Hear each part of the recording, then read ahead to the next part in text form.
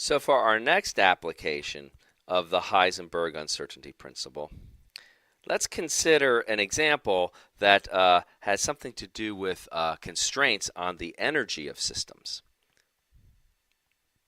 So this is where things get interesting. The fact that actually we can learn a lot about a seemingly unrelated quantity to the Heisenberg uncertainty principle, namely energy. So again, let's pose this as sort of as a question. Let's suppose a particle of a given mass, right, of mass m, and in terms of having a mental picture, I'd like you to picture maybe literally like a billiard ball, a pool ball that we play the game of pool with, a billiard or a pool ball. And there the mass would be, I don't know, just order of magnitudes today, maybe about 0.1 kilograms. Is placed, again, carefully because I want to optimize something. Now, in a box or in a given region, right, in a constrained region,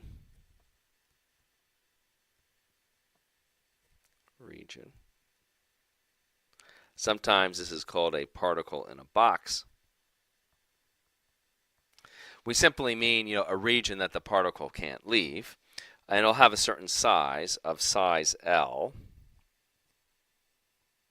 And in terms of our mental picture, I want you to think again of a pool table or a billiard table.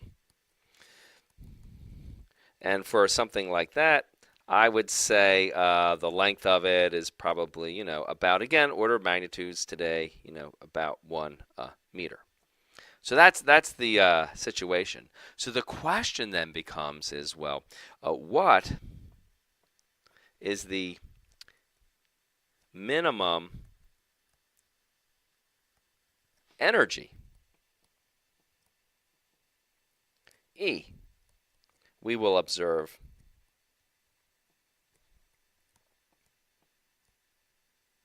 for the particle on average. Now, this again is perhaps a surprising result at first, right? So, if we want a little mental picture here, I've got my pool table, it's got size or dimension L, like so. And what I plan to do is to put my pool ball on this table as carefully as I can. And of course, that means I'm going to put it down as quietly as possible so that it's not moving at all. And then, of course, your immediate response should be, okay, well, I would think there's no minimum energy, right? If it's just sitting there, it's going to have zero energy. So the minimum should be zero. Why is this even a question? But again, let's think about the underlying issues that come from the Heisenberg uncertainty principle. So the idea again is, and we'll be thinking in just one dimension right now, but say I have one dimension, right? So I've got, say, some x-axis, and here's the point 0, here's the point L. And when I prepare my pool ball, as I place it here and prepare the state of my ball, I'm going to then induce, right, some kind of probability distribution for where that particle would be observed and some kind of high precision follow-up measurements. And, we're planning on placing it there. So it'll have to be something like this. And I should be, careful that, of course, my probability has to go to 0 at the edges of this table, right? Because usually these tables have these strong bumpers on them that prevent the ball from leaving the table. So something like so, right? And so my particle probability then has to go to 0, something like this. Now, again, always the rub comes in when we start to think, well, what is the probability for the momentum of the particle in the x direction, in the corresponding direction? Now, for this, we are placing our pool ball as carefully as possible, right? So that means we don't want there to be really any momentum associated with my particle in this case, because I don't want it moving to then have any kind of an energy. But by Heisenberg uncertainty principle, we realize that, well, since there's some uncertainty in the position of the particle, some delta x, there will have to be some width or distribution in the momenta. If I'm careful, I'll make sure that the distribution at least is centered near zero, so there's no average motion of my ball, which also makes sense because it's on the table, right? It's on the table, so on average it's not really going anywhere. But in any individual measurement, when we go in there to determine the energy, that will involve measuring this momentum, and the width of this distribution, delta p, x, has to, by Heisenberg, no matter how carefully we place things, exceed this optimal limit, h bar over 2 times delta x. So now we begin to see why the energy actually can't ever be zero. If we think about the energy of the system, right, the energy of this system, or any system, is the kinetic energy plus the potential energy. Now in our case, potential energy, as we've learned, is best expressed always as the momentum, and we're only thinking about the x motion in the x direction right now. So that's, again, I should say, we are just thinking about the x direction. We're ignoring the y direction. We would need a more formal theory to account for all of these factors, but we can't think it's going to really affect our orders of magnitude here very much. So focusing on the x direction, the kinetic energy is that x momentum squared over 2m. The potential energy in this case, well, I just have a ball just moving on a flat table, right? So the gravitational potential energy is just never changing. We can just choose the zero of potential to be at the surface of the table. So that's just 0, like so. So to determine the energy of this particle, I just have to go in and measure its momentum and square it and divide by 2m. Now, if I go and do that experiment repeatedly, of course, each time I do it, I'm going to get a different value for this momentum, and I'm going to square it, and this will give me then, each time I repeat the experiment, a different value for the energy, and there's going to be a probability distribution for these possible energies. And most of the time, I certainly don't get very large energies because my momentum I've tried to localize as well as possible, so the probability distribution might be small out here. It's almost impossible, of course, to get exactly zero momentum, right? So it's almost impossible to get zero energy, so the probability down here will be 0. And then the bulk of my measurements will be at some typical value of the momentum, right? And if we try to think about that typical value, it'll typically be something on the order of the spread in my momentum. So there's going to be some kind of a peak that we could expect, roughly speaking. And the peak is going to be somewhere around that typically measured momentum value, delta px. And of course, it's delta px squared divided by 2m. And so we might expect the average energy, is somewhat going to be somewhere measured in this as this particular value.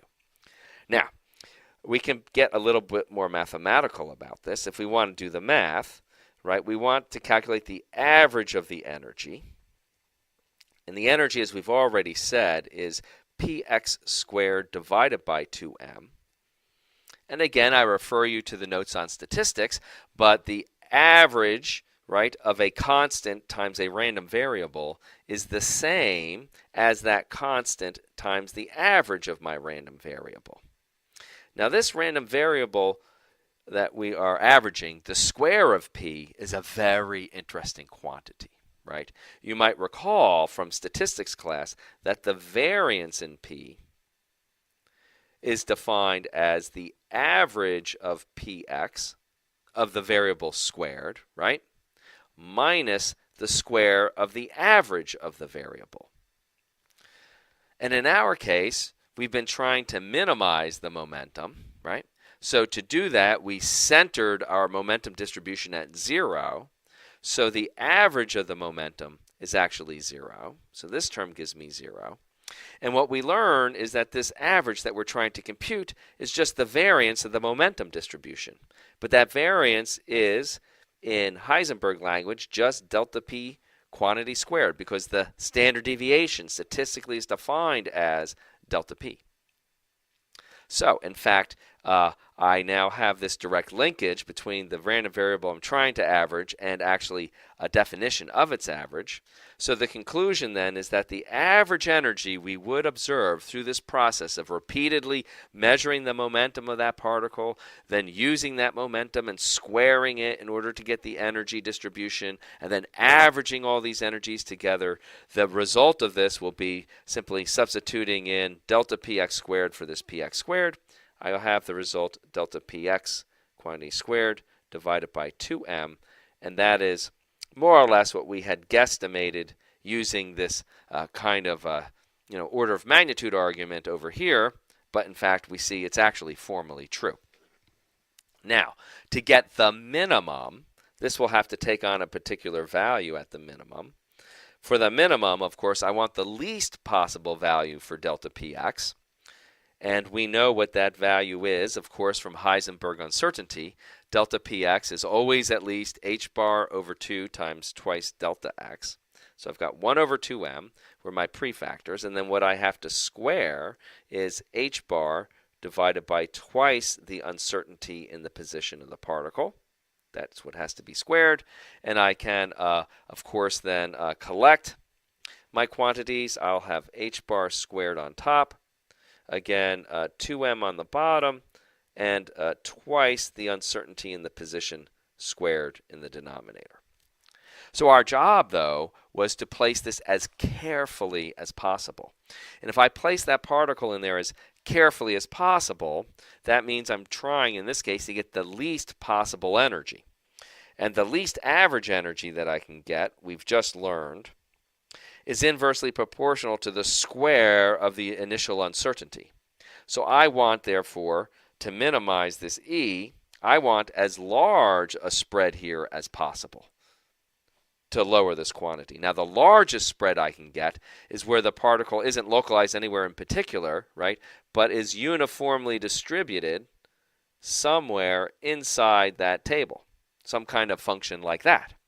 Now, for a case like that, the uncertainty, we could go and use the actual standard deviation definition if you really wanted to get very precise about this. For now, we're just doing order of magnitude estimates. So a reasonable estimate for the variance or the width of this distribution is to say the uncertainty, when I spread it out over the whole range, is about L over 2. So delta x, then, I will put in as the largest possible value an estimate of that being about L over 2. So if we want to be numerical about things, this gives me h bar squared over 2m times then twice L over 2, or just L squared. So that's the minimum average we can expect, about, right? We're still in the semi-quantitative part of the course. So let's try a few examples. Again, it's good always to practice our numerical skills. So our example would be for our pool ball, this E min, right? It's the average E min, but I'll just I guess I could say the average E min we can expect is going to be about, now h bar, you will recall, was 10 to the minus 34 joule seconds using our handy numerical value. And now I'm going to have to square that. But hey, let's check out our units. Remember, joule seconds are kilograms meters squared per second. That has to be squared in the numerator. In the denominator, I have twice. The mass of my pool ball, we put 0.1 kilograms. L, we chose simply 1 meter squared. So let's see what our dimensions will give us. Kilograms squared over kilograms gives me kilograms on top. Meters squared divided by meters squared is just meters squared, so that's working out well. Kilogram meter squared. And I've got then divide by seconds squared. So I get back to, of course, joules. Very nice. Numerical value, well, right? I've got 10 to the minus 34 squared is 10 to the minus 68. Divided by 10 to the minus 1 is 10 to the minus 67. And then I've got a half of that, so that would be 5 times 10 to the minus 68 joules, right? That's ridiculously tiny. Just for a scale, of course, remember one of the smallest energy units, the one that's very handy for understanding chemistry and atoms and so forth, is the electron volt, which is defined as 1.602 times 10 to the minus 19th joules. It's just the charge on the electron expressed in joules is the definition of the electron volt, and you'll notice this thing is many, like 40 or 50 orders of magnitude smaller than the electron volt. So that's just a ridiculously tiny value. Let's try something more interesting here, right? You notice, of course, this is tiny because H is tiny, but we used a normal-sized M and a normal-sized L. Let's think about something smaller, right? Let's think about maybe an electron. Let's try a second example. Example number 2, an electron in an atom. In that case, of course, the mass of the electron we had just reviewed, 9.11 times 10 to the minus 34th kilograms. I'm sorry, 10 to the minus 31. You don't want to confuse your H bars and your M's. And the size of the atom, there's actually an official value for the size of the hydrogen atom. So let's not make it any atom. Let's put the electron in the hydrogen atom. Now, the size of a hydrogen atom has actually a well-defined value, and we'll learn where this comes from coming up, but it's about 0.5291, if you want to be very precise about it, angstroms. So if you take these values and insert them into the same formula, you get a very interesting answer. And for this one, to get an accurate answer, you would want to use the 1.05 times 10 to the minus 34 joule seconds for Planck's constant. The energy minimum you get for confining an electron to a box that is the size of the hydrogen atom turns out to be, yes, it's on the order of electron volts, which is appropriate for chemistry, but its value is also very interesting. It turns out to be 13.65 electron volts. And that's very exciting because that is actually known as the ground state energy. That is the energy of an electron actually in the lowest energy state, the ground state energy of the hydrogen atom. So we really are onto something. Now, I should say, of course, remember, this has all been sort of order of magnitude type estimates, particularly where I use this L/2, and no one is saying the hydrogen atom is like nothing but a simple box that is confining the electron. There's also the potential from the nucleus in there. So there's a lot more for us to consider. But nonetheless, this is very intriguing, and it tells us, I think, that we are really on to something. What would be super nice, though, is if we had some way of estimating not only the energy of the hydrogen atom, but also to get at its size as well. Because if we could get the size for ourselves, then we wouldn't just depend upon this being given to us. We would actually be able to get our own value. So that's something we can think about later on in the course. So just to sum up this example, it's a very important lesson. And the lesson associated with this is a phenomenon known as quantum confinement.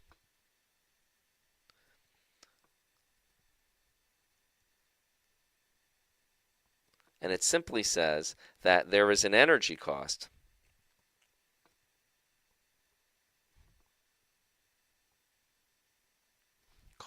right? Because you increase the energy of the system to confining any particle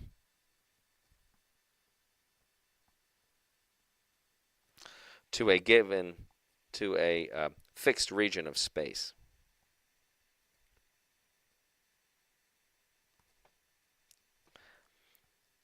And we even have an estimate for the order of magnitude of that confinement energy, it's h bar squared divided by m times L squared. And of course, we could put in our favorite factor of 2 here, but that was, there was some arbitrariness in how we had defined things, so it's probably safer not to include that factor of 2, just to emphasize the formula is an order of magnitude formula, where the m is the mass, of course, and L is the size of the region.